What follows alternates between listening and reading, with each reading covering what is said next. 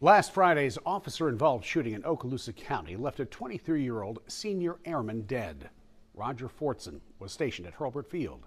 He was shot and killed in his apartment in Fort Walton Beach. And today, we received the dispatch calls that day, which shine more light on what happened. But questions remain about what led deputies to Fortson's apartment in the first place.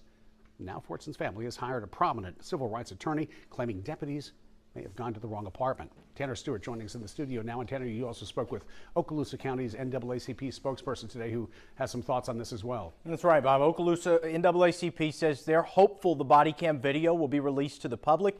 Their president telling me there are many questions left to be answered.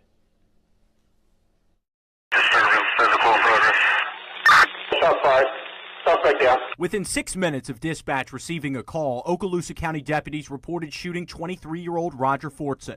Fortson, a senior airman in the U.S. Air Force, was assigned to the 4th Special Operations Squadron. He entered active duty in November of 2019.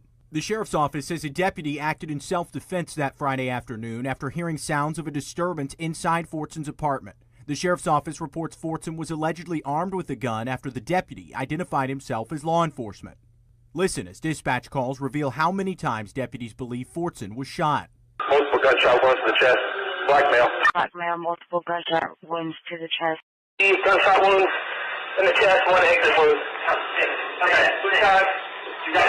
Six gunshot wounds. This afternoon, nationally renowned civil rights attorney Ben Crump was retained by the Fortson family. Crump writes witnesses say Roger Fortson was alone in his apartment when he heard a knock on the door and asked who is it, but didn't get a response. A few minutes later, Crump says there was an aggressive knock on the door, but Roger didn't see anyone on the other side. Crump writes Fortson grabbed his firearm and was shot as he was walking back to the living room as police burst through the door. Crump says witnesses say police were in the wrong apartment. Crump isn't the only one.